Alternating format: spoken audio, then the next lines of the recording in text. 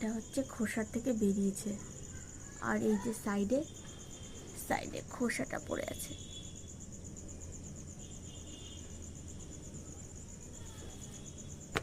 এই দেখো গাইস,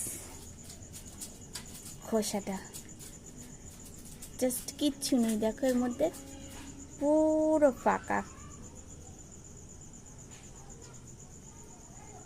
দেখতে পেয়েছো? এই দেখো পুরোটা ফাঁকা,